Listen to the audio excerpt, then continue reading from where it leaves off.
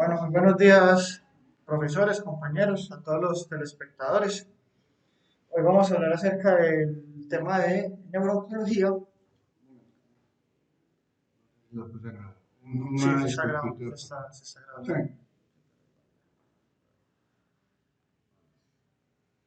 Bueno, entonces, como veníamos comentando, el tema de hoy es la evidencia acerca de la resección supramarginal en gliomas de alto grado. Esta charla pues, fue planteada por la doctora Claudia, que es neurocirujana y fellow en base de cráneo. Entonces, vamos a comenzar. Las preguntas que nos interesa resolver en esta charla es cuál es la definición o qué es la resección supramarginal, qué técnicas están descritas en la literatura para llevarse a cabo. La evidencia lo soporta como un tratamiento, podría ser nuestra primera línea. Estos pacientes tienen más riesgo de complicaciones o no. Realmente mejora los resultados clínicos y podríamos recomendarla como en nuestra primera línea de trabajo actualmente. Entonces vamos a comenzar. Pues hablemos de unos conceptos generales del gliomas. Recordemos que el glioma es el tumor primario del sistema nervioso central más frecuente a nivel del adulto y los gliomas de alto grado pues, es el tumor maligno más frecuente en el sistema nervioso central.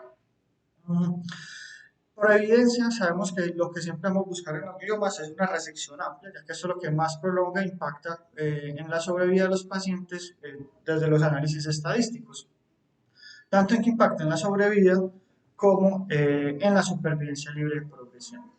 Digamos que la base por la cual se empieza a hablar, como vamos a ver más adelante, que son las zonas clióticas, es que el 80% de las recurrencias de los gliomas ocurren en un margen alrededor de los 2 centímetros. Esta es la primera base teórica acerca de la resección supramarginal. En estadísticas, estas son estadísticas pues, norteamericanas. Por lo menos tenemos tan buena estadística. Tienen alrededor de 12.000 casos año. De nuevo, ellos dicen que la media de supervivencia es alrededor de 15 meses en los pacientes y que después de una adecuada resección, la sobrevida libre de progresión a 5 años es baja, usualmente por debajo del 7%. Ahora, hasta la fecha, de toda la evidencia que tenemos, el tratamiento estándar es la resección quirúrgica. Ningún otro tratamiento ha sido superior en cuanto a sobrevida y a condiciones clínicas. Eh, y el principal impacto es el porcentaje de resección tumoral. Más adelante iremos entendiendo en qué se basa este porcentaje de resección a la hora de definir esta condición clínica. Bueno, entonces, la histología de los tumores nos permite entender que el tumor siempre va mucho más allá de su margen que vemos, y eso es lo que se ha denominado el margen gliótico. ¿Qué pasa? El margen gliótico es microscópico y no se puede establecer con claridad. Otro componente importante del tumor es que él le gusta comprometer tractos blancos y parénquima, y esto muchas veces no permite ver esta biosis real que, digamos, a nivel quirúrgico observamos en muchas ocasiones. Entonces, eso creó el concepto de que a pesar de que hagamos una resección visual completa, sabemos que el glioma no se ha resecado de una forma completa. Y usualmente estos márgenes, desde el punto de vista histológico, se extienden alrededor de 2 centímetros o inclusive más, que es lo que se ha tratado como de extrapolar de los diferentes estudios y la diferente información. Entonces, para entender estos conceptos, digamos que se han creado por resonancia e histología tres zonas. Estas tres zonas son una denominación importante a la hora de definir en los estudios cuál es el resultado clínico más efectivo para el control de la lesión tumoral. Entonces, la zona 1 es el realce tumoral en anillo. Listo. Cuando resecamos esto de forma completa, es lo que llamamos una resección completa. Más adelante tenemos un poco mejor estas siglas. La zona 2 es el edema perilesional tumoral. Esto depende de la secuencia en la que se evalúe, porque algunos hablan del FLEP, otros hablan de la secuencia entera. Pero usualmente esta es la base, la zona 2 es la base de la resección supramarginal.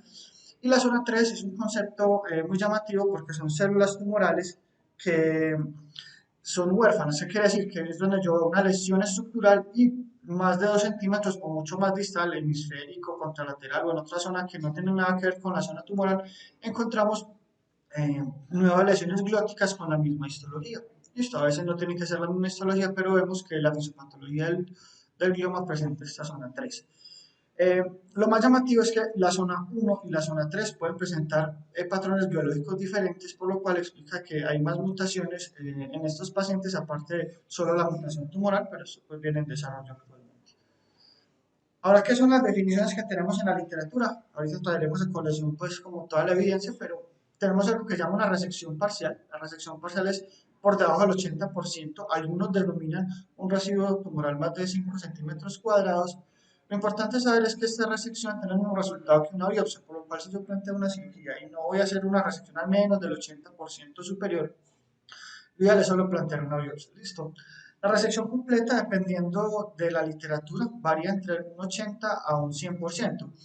Algunos incluyen el borde gliótico visual quirúrgico y a otros puntos de corte, como vamos a ver, entre el 90, 96 y 97%. No hay una, digamos, condición completamente clara. Otras definiciones no se limitan al porcentaje del tumor, sino a la resección con el realce, con el medio de contraste en la secuencia de T1, es decir, resecar todo lo que hablamos de que es zona 1 del tumor.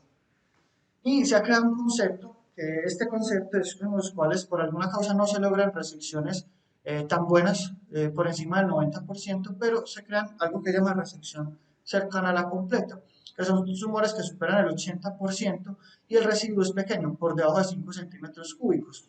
Entonces, si se cumplen estos dos, digamos que tiene un impacto similar a esta resección completa, pero son definiciones pues sistemáticas. La resección supramarginal también tiene los nombres supratotal, supramáxima, que se encuentran en la literatura, y ellos hablan de varias definiciones a la hora de tomar esta condición. Entonces, ¿cuáles son estas? Uno es resecar más allá de la secuencia de Flair, puede ser en secuencia T1 o en secuencia T2. Lo importante es hablar que se reseca de lo que hablamos de la zona 2 tumoral. ¿Qué quiere decir? Básicamente al menos 2 centímetros más allá de ese margen biótico. Otros hablan reseque más allá de la zona de realce, pero no dan un concepto claro de qué consiste. Y los otros dicen una resección de al menos 1 centímetro más allá de las alteraciones en la secuencia de Flair con o sin realce. Esto sobre todo en definiciones para lesiones no elocuentes. Y por evidencia, hay algo que se llama la resección amplia, o que es la que impacta en la calidad de vida. Algunos hablan 98, otros hablan 96%, que hay un residuo tumoral muy pequeño, entre 1 máximo a 2 centímetros por realce en la resonancia. Entonces miramos estos estudios en las diferentes definiciones que vamos encontrando acorde a lo que es una resección del anillo o de la captación del contraste del tumor. Entonces miramos que unos hablan de 90-100, 90-100, 96, 97, 100, 100, 100. Entonces esto depende mucho de los estudios y nos deja de pronto un poco indecisos a la hora de decir que es inclusive una resección completa. Ahora, miremos este estudio que trata de simplificar un poco todas las guías de manejo en cuanto a los biomas, incluye algunos de los estudios de resección supramarginal, y ellos dicen que la definición supramáxima es más allá de los bordes del contraste tumoral en todas las secuencias. Eh, la resección completa es simplemente retirar ese realce tumoral. ¿Listo? Cerca de una resección total, más del 95% y menos de 1 centímetro cúbico de realce residual, ¿cierto? La resección subtotal o cercana a la total, lo que hablamos más del 80, y con menos de 5 centímetros cúbicos de residuo tumoral. La resección parcial es cuando no se cumple uno o dos de los ítems de la subtotal, pues, el paciente ya se considera biopsia, y pues la biopsia que ellos definen que no tiene ningún impacto en los pacientes.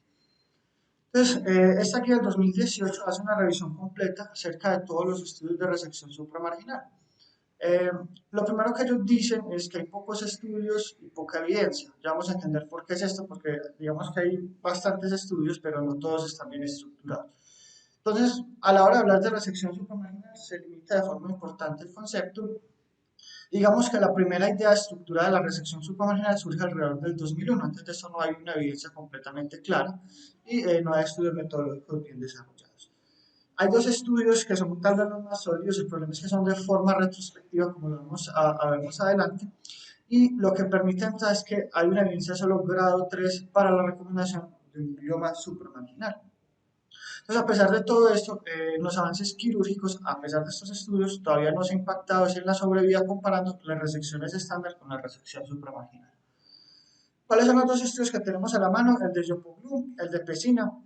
Lo vamos a desarrollar de forma simple porque digamos que son dos protocolos, que es este que se llama el protocolo de IVA, que es el de Yopoglu, y el otro de Pesina, que es una resección supratotal. Entonces, así se han denominado los estudios, cada uno tiene su proceso, que básicamente los vamos a desarrollar acá de una forma más sencilla. Entonces, básicamente eran dos protocolos que ellos trataron de establecer. Hablaremos como el de Yopoglu como el estudio 1 y de Pesina como el estudio número 2. Entonces, el Yopoglu crea un protocolo que se llama el DIVA, que es una Dual Visualization Intraoperative Resection. Eh, Básicamente, ¿en qué consistía? Ver en la cirugía de dos maneras diferentes si es una buena resección. Entonces, ¿ellos qué hacían? A nivel preoperatorio le administraban el 5-ácido aminolebulénico y le hacían una resonancia contrastada. Con base en esto se lleva el paciente a cirugía, se hacía la confirmación pues, de la lesión tumoral con el 5-ALA y hacían una neuronavegación integrada con la primera resonancia. Cuando se hacía la resección sin terminar la cirugía, hacían una resonancia para confirmar si la resección cumplía los criterios para la resección supramarginal. Entonces el estudio de Pesina simplemente se limita a hacer una resonancia antes de la cirugía, obviamente con los protocolos para lesión tumoral. Intraoperatorio hacían una neuronavegación integrada con la resonancia y le agregaron una resección guiada por ecografía, en especial si la lesión está en las áreas elocuentes. Y después de la resección, pues se lleva al paciente a resonancia. Esto no requería una resonancia extraoperatoria, sino que se hacía después de terminar la intervención quirúrgica. Básicamente, como consistía sobre todo el estudio, la resección del estudio número 1. Entonces yo llegaba, primero entraba a cirugía, hacía toda la resección acorde a los protocolos de la navegación y veía uno si por el filtro de luz el 5-ácido aminolebulénico era visible en el cerebro. Si no, le hacía la resonancia y veía si había algún grado de tumor residual. Si no había grado de tumor residual, se terminaba la cirugía. Pero en el caso que yo detectara algo de tumor residual, debería hacerle nuevamente una resonancia y actualizarla con esta navegación y continuar la cirugía y volver a hacer el mismo proceso. Lo mismo pasaba con el 5-ALA. Si yo detectaba aplicando el filtro de luz del 5-ALA alguna lesión, debo continuar la cirugía hasta completar la resección. Y ese es básicamente como el protocolo que utilizaban. Miramos ellos cómo hacían, encontraban esta lesión, administraban el 5-ALA, hacían la disección hasta la lesión, ¿cierto? Aquí ya tenían la marca y miramos cómo se resalta la lesión tumoral. Entonces, intraoperatorio, aquí se vería la lesión con estas características. Acá se habla de una resección completa, pero se ven unos pequeños residuos de 5-ALA. Entonces, para extender esa resección completa o supratotal o supracompleta, se eliminaban todos esos bordes y ya después el paciente se llevaba a la resonancia que definitivamente confirmara que no era un residuo tumoral con contraste en esa lesión. Ellos que encontraban, básicamente la mejoría era muy similar, 7 al 9%. Los pacientes permanecían estables, sin deterioro, en un 80% para el grupo de cirugía estándar y 90% para el protocolo DIVA. Pero en general los pacientes que no iban a este protocolo sí tenían un porcentaje mucho mayor de deteriorarse hasta un 11% comparado versus un 3% por el protocolo DIVA, que es el estudio de Yupuglu. Acá pues miramos la curva de sobrevida, ellos decían que podía aumentar en forma hasta el doble de tiempo, esto fue muy llamativo, y digamos que trató de coger fuerza a lo largo del tiempo, en todos los componentes, en el grado de resección, en el tiempo de sobrevida en meses, en el tiempo libre de progresión. ¿Cuáles son los problemas con estas técnicas? Uno, el estudio, uno que es el de Yopum, muy costoso, otro es que aumentaba extremadamente el tiempo operatorio haciendo todo ese protocolo del proceso, de la resonancia. Entonces, y eso no hacía una evaluación completa en tiempo real del tumor. Entonces era complejo hacer este seguimiento. El estudio 2, obviamente es menos costoso, no implica tantas resonancias, tiene menos tiempo de interrupción operatoria, pero el problema es que sobre todo para la parte de ecografía es operar dependiente, requiere una curva de aprendizaje prolongada y esto en muchos casos no garantiza que se haga una adecuada resección de la lesión tumoral. ¿Cuáles son los otros problemas que tenemos? El 5-ácido aminolibolénico. Si bien está escrito en la literatura que eso permite una mejor guía en el tiempo real, se utilizan dosis de 20 miligramos por kilo y ellos dicen por histología que se resecan mejor entre un 30-60% del tumor. El problema es que es altamente costoso. El paciente debe evitar la exposición a la luz por el riesgo de reacciones cutáneas. Debe administrarse al menos de 2 a 4 horas antes de la cirugía, por lo cual eso puede retrasar aún más el tiempo quirúrgico si no se administra a tiempo. Y lo otro es que oscurecer pues, el campo quirúrgico para aplicar ese filtro de luz y evitar las reacciones por luz obliga a que se pueda aumentar el riesgo de complicaciones desde el punto de vista quirúrgico. Hay una alternativa que algunos estudios lo utilizan, que es la fluoresceína, como lo vamos más adelante, sobre todo en los estudios con tomografía de emisión de positrones. que eso se puede administrar en la inducción anestésica, no tiene tantos efectos adversos, no requiere tanto filtro de luz, el paciente no tiene que limitarse a ocultarse la luz tampoco, es obviamente mucho menos costoso. Se usa una dosis de 3 a 5 y esa sí logra resecciones inclusive por encima del 80%. ¿Cuál es el problema? Si es un tumor que no ha violado adecuadamente la barrera hematoencefálica, la fluoresceína no va a llegar a esta zona, por lo cual es difícil a veces lograr una resección adecuada con estas características. Entonces, en general, pues estas técnicas logran una resección al menos del 96% y es lo que permite que se hable de una resección supramarginal o realmente una resección total más confiable. Ahora, ¿cuál es el problema? Que la fluoresceína sí tiene esa limitante de que no permite estructurar todos los límites del tumor, pero cuando vamos a la parte de la evidencia y a los resultados clínicos, estos dos componentes no mejoran los resultados clínicos en cuanto a la resección del tumor. ¿Qué quiere decir? Reseco más tumor, pero no hay cambios en el pronóstico ni en la calidad de vida del paciente. Miremos cómo funciona la fluoresceína. Entonces, acá vemos que se marca el tumor con la fluoresceína, acá vemos el punto y se hace una resección. Lo que se puede, pero se observan todavía residuos tumorales con la fluoresceína tratando de exponer este elemento residual que hay. Entonces, ¿qué pasa acá? Que a pesar de que a veces la fluoresceína muestra un residuo pequeño, puede haber todavía un residuo grande llamativo desde el punto de vista de resonancia. Entonces, eso es lo que limita sobre todo los estudios con la fluoresceína. Ahora hablemos de resultados y de los diferentes estudios. Entonces, primero, los estudios son ampliamente heterogéneos en cuanto a población, características del tumor y el análisis de la información. Entonces, según la información que revisemos, que es lo que vamos a ver a continuación, este concepto cambia de forma muy importante, ya que en general todos los estudios son retrospectivos y no son completamente protocolos claros a la hora de hablar de estas lesiones. Y lo otro es que uno se omite mucha información cuando se hace el análisis sistemático, quedamos sin datos, o lo otro es que se utilizan escalas no válidas para caracterizar estos resultados. Entonces, nuevamente traemos esta guía que ya habla en específico de los componentes de biomas de alto grado. Ellos dicen que en general, haciendo pues el análisis global de lo que dicen los estudios, es que la sobrevida de estos pacientes aumenta en un promedio de 6 meses, sobre todo para el estudio de Yucatán. En cambio, en el estudio de Pesina puede llegar hasta 12 meses comparado con la resección total y la resección parcial. Y que haciendo un análisis global, los pacientes sobreviven 19 meses en un promedio entre 6 a 25 meses. ¿Qué pasa? Que esto también demostró que los pacientes requieren menos tratamiento ayudante, sea de quimio o radioterapia, en un 34.5% de los casos, comparado con la resección total y parcial en un 6.4% de los casos. Entonces, ¿qué quiere decir? Hay una reducción del tratamiento casi de un 30% comparando estas dos resecciones. ¿Cuáles son las limitantes a la hora de evaluar esto? Uno, que la resonancia se evaluó fue en secuencia FLAIR, esto es muy importante, y que muchos de los pacientes tenían dentada un IH mutado, sabemos que esto impacta en la sobrevida de los pacientes. Entonces, ¿qué pasa? Empiezan a hacerse estudios basados en estos conceptos desde 2001 y hay algunos estudios, como vamos a ver, que dicen que esa resección de ese margen en el FLAIR no aumenta realmente la sobrevida.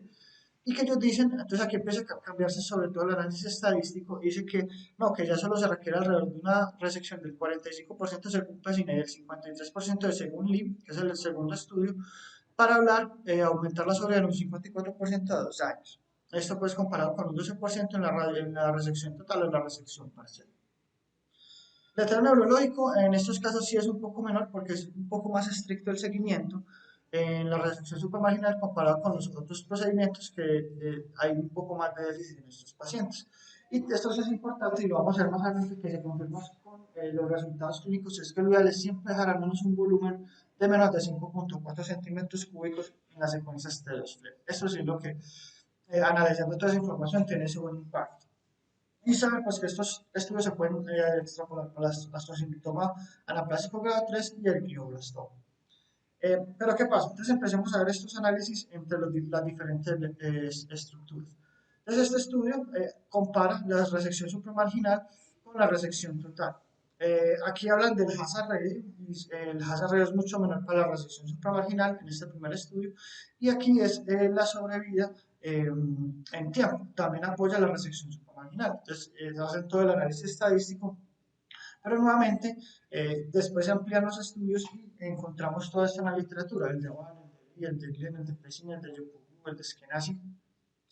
Y cuando se empieza a hacer el análisis estadístico, pues uno, son pocos pacientes; dos, los valores de muchos no están reportados o cruzan la unidad; y dentro de los comentarios, en muchos no hay ni siquiera análisis o explicaciones detalladas de las complicaciones o de los hallazgos. Entonces quedan muchas dudas porque un solo paciente con disfasia y pero un solo paciente, ¿cierto? Entonces hay una serie de conceptos acá que nos empiezan a traer muchas dudas y hablar de los resultados de esto. Entonces, nuevamente, esto obligó a desarrollar más estudios y a seguir haciendo componentes. Entonces, lo primero y el análisis que se hace en estos metaanálisis es, primero, eh, que el análisis estadístico se debe interpretar con mucho cuidado por las limitaciones que encontramos. Dos, que los estudios son ampliamente heterogéneos, aquí nos dan el valor, y que las diferencias de la resección supramarginal eh, fueron por estudios retrospectivos no aleatorizados, por lo cual eso también genera un sesgo importante a la hora de tomar estas decisiones.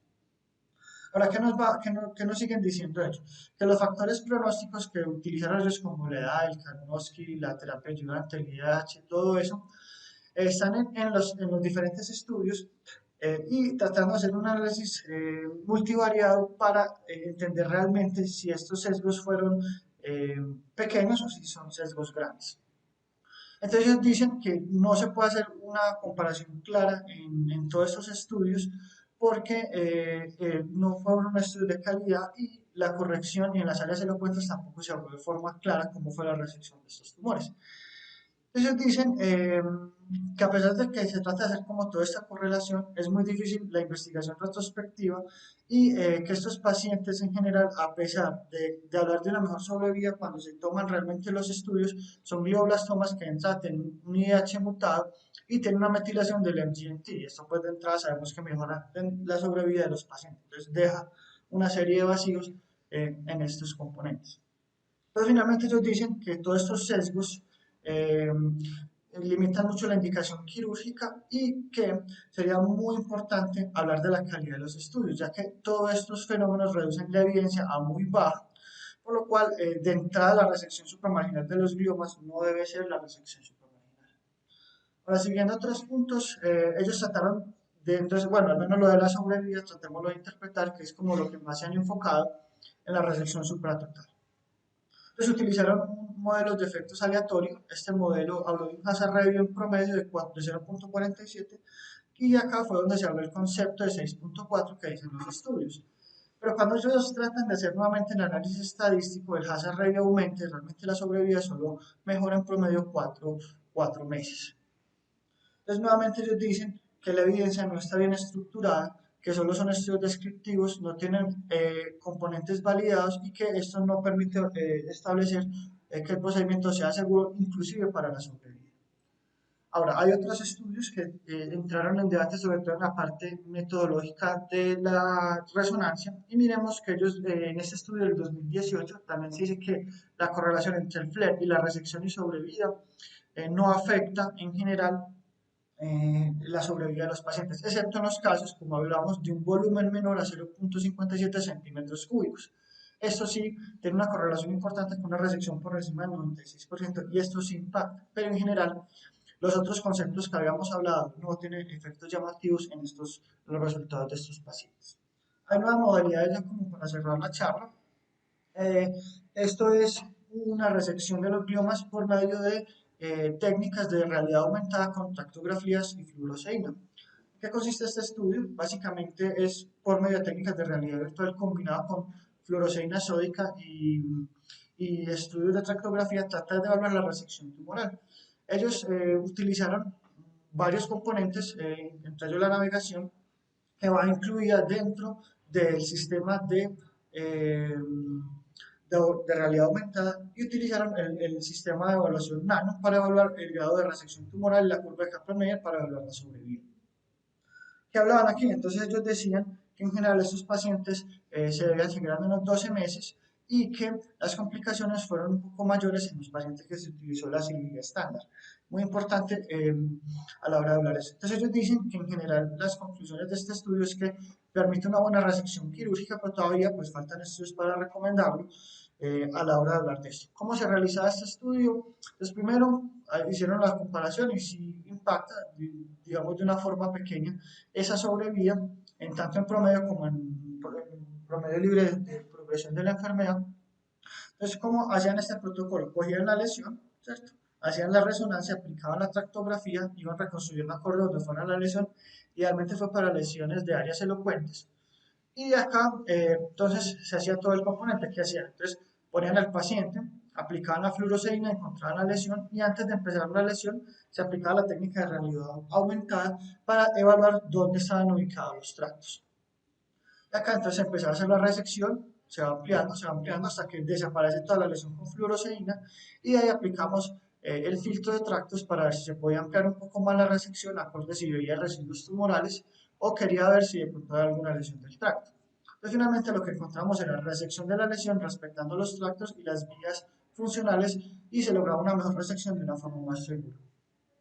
Ahora, esta técnica no está libre de errores. Básicamente, eh, hay dos componentes que esto puede alterar la resección por efectos de la realidad aumentada. Entonces, básicamente, ¿cuáles son esos dos problemas? El paralaje y el apiñamiento, ¿cierto? Básicamente, dicen que tanto el apiñamiento, en especial la segunda técnica, antes del paralaje y el apiñamiento, tiene alto riesgo de generar una desorientación porque digamos que se requiere una vista eh, paralela acorde a cómo se creó la realidad aumentada. Entonces, si yo muevo ese ángulo de forma importante o esa visión, se pueden desalinear los tractos y lesionarlos pensando que estoy haciendo una resección completa.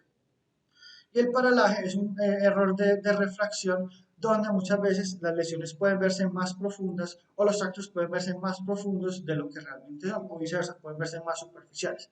Entonces, debido a esto, Ferrari y Couture, que son los que hablan como más de este fenómeno, todavía dicen que es una técnica en desarrollo y debe solo aplicarse uno por expertos y tratar de realizarse de forma más completa. Y la última técnica, ya para cerrar de la charla, es el uso de la tomografía con emisión de positrones con C-metionina para tratar los gliomas de IDH salvaje.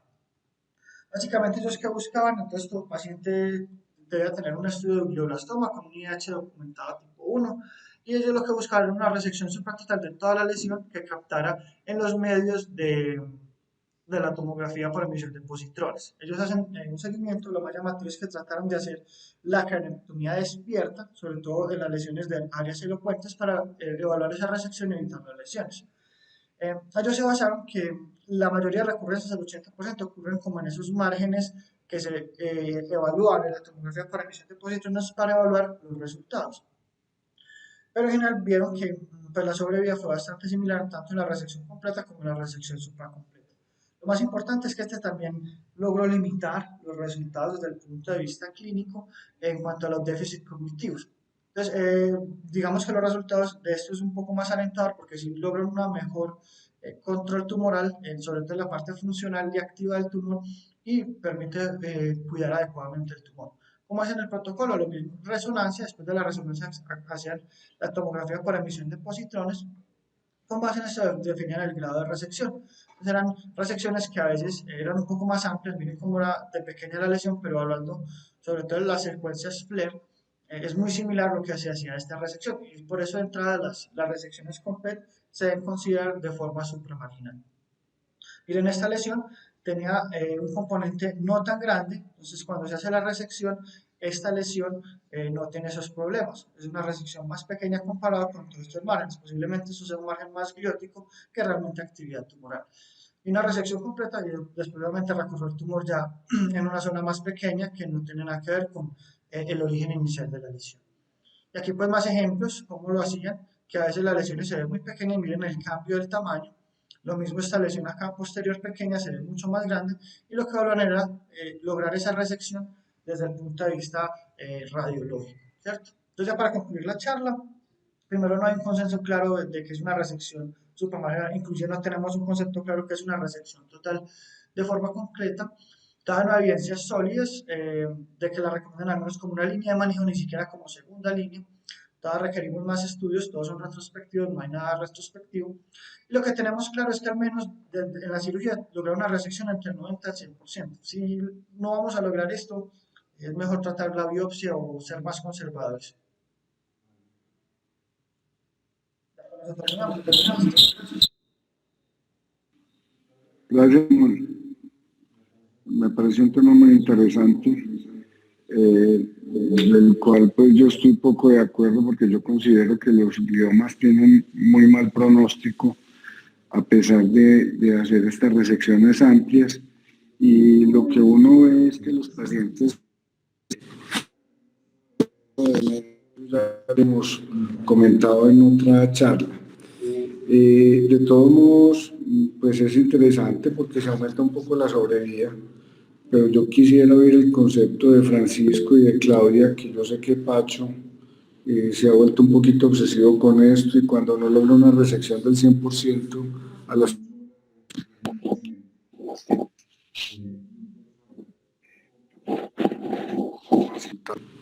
Eh, pues si ellos consideran que esto es válido.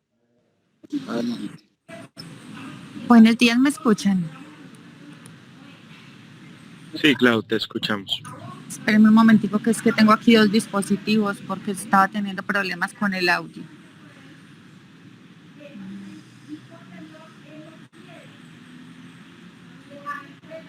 Listo. Ahí me escuchan sin eco.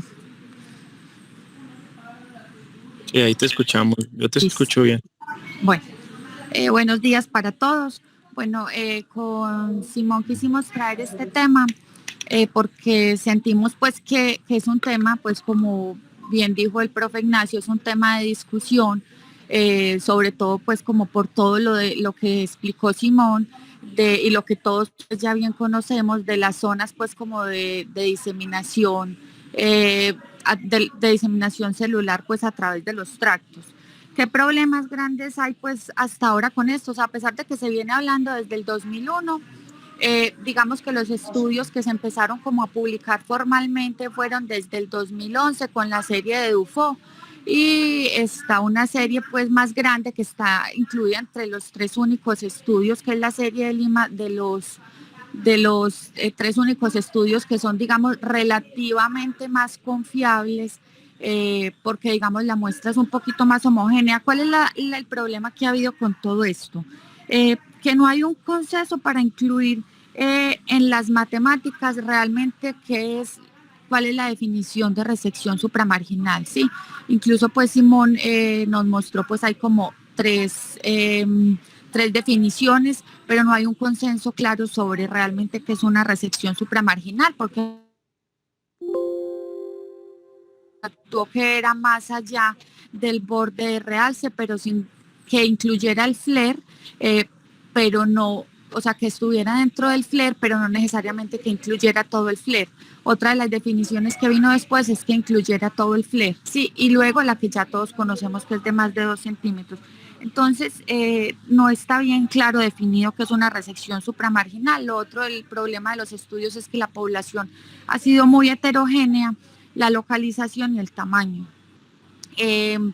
Yo creo, a ver, digamos que la discusión con esto es más en los gliomas de alto grado, porque de todos modos en los gliomas de bajo grado, si uno va a ser estricto, pues uno siempre lo que trata de hacer inherentemente es una resección supramarginal, porque uno, como no hay realce, pues uno se va realmente es a sacar todo lo que brilla en el T2 o en el FLAIR, y pues siempre y cuando técnicamente sea posible y el mapeo cortical se lo permita a uno, si está en zona elocuente, sí. Y ahí es donde viene pues como la importancia de operar a los pacientes despiertos, sobre todo cuando están en el lóbulo paracentral, que eso pues ya es como otro tema.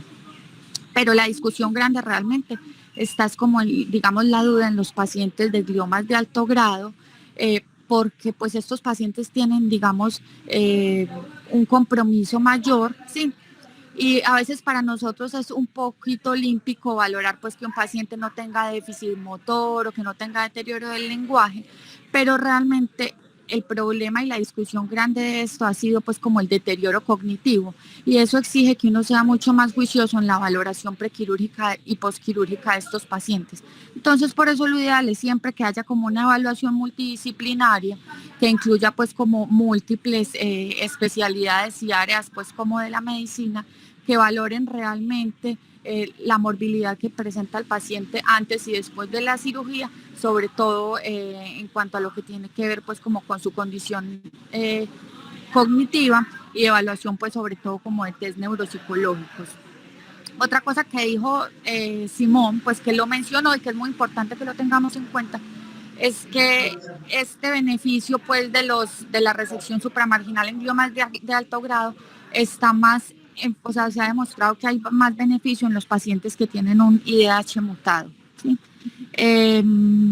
Bueno, no, eso es como todo lo que yo quería decir. Bueno, y los resultados que hay, como les dije, no tanto han valorado la morbilidad, sino que todos han valorado la sobrevida, ¿sí? Y en cuanto a esa morbilidad, también la diferencia en los meses de sobrevida, en esos meses de sobrevida también, digamos, los valores que han mostrado han sido como discurren por un rango muy amplio, que son sobrevidas que aumentan desde los 6.4 meses hasta hay un estudio que reporta una sobrevida de 28.3 meses.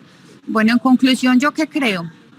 Que a pesar de que se lleva pues como tanto tiempo en esto, si hay digamos como un sesgo en el tipo de estudios, mientras, digamos, avanzamos en toda la parte inmunológica y ya lo que todos sabemos que es relativamente lo que puede generar un cambio en esta enfermedad, digamos que el pañito de agua tibia de lo que hacemos es como el manejo quirúrgico y mientras eso pasa y mientras avanzan todas esas otras cosas que estamos esperando, yo pienso que sí probablemente puede haber un beneficio, pero hasta ahora no hay un consenso claro ni una, digamos, una guía que aconseje, digamos, rotundamente que esto lo podemos hacer pues como con una confianza 100% de que eso cambia las condiciones, aunque yo creo pues que a pesar de que no esté demostrado, sí podría, como les dije, pues haber un beneficio.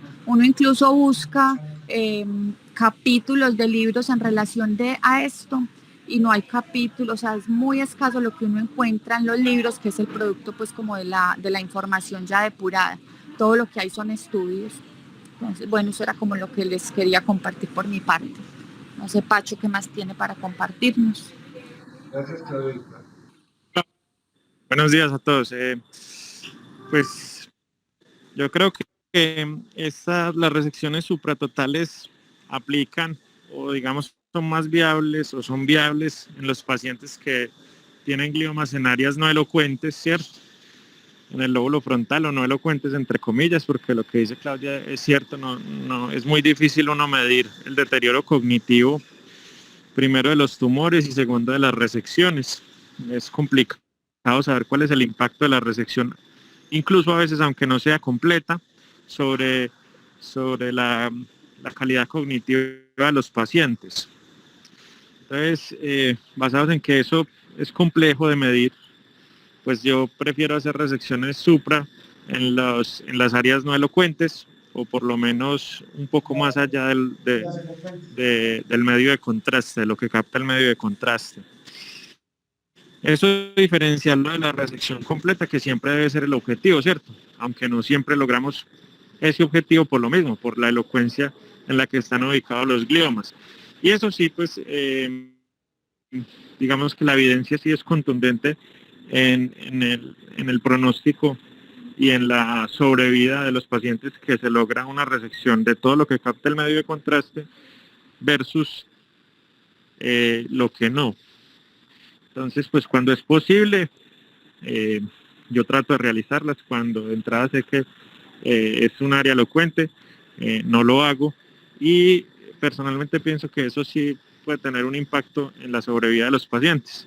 No como las mutaciones, pues, cierto, que eso sí tiene un impacto mucho mayor. Entonces, pues esa es como mi experiencia.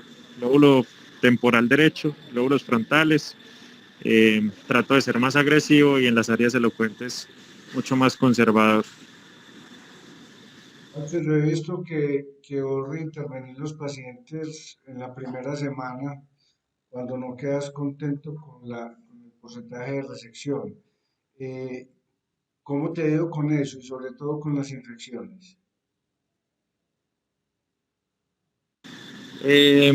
Bueno, tengo ahí resultados encontrados, ¿cierto? cuando uno ve que la resección, yo hago resonancia temprana, o sea, las primeras 72 horas, ¿cierto? Y si hay un residuo que capta el medio de contraste, trato de reoperarlo siempre y cuando no esté en un área elocuente. Entonces, teniendo en cuenta eso que hablamos, que la resección completa, pues sí está claramente demostrada que aumenta la sobrevida. Pero, por supuesto, hay más complicaciones, ¿cierto? Más riesgo de infección y más retraso para empezar, digamos, las terapias complementarias, y también los pacientes de reintervención he notado que tienen algo más de alteraciones neurológicas que los que uno logra hacer la resección completa en la primera cirugía. Pero pues se trata de uno intentar hacer lo que cree que es mejor para el paciente, y lo que ha demostrado pues como la literatura, lo que tiene una evidencia muy clara, como lo es la resección completa en áreas no elocuentes. Entonces no te puedo decir pues con exactitud la estadística, pero es algo que tenemos pendiente de hacer el análisis pues como más serio, estadístico de esos pacientes. Gracias, Pacho.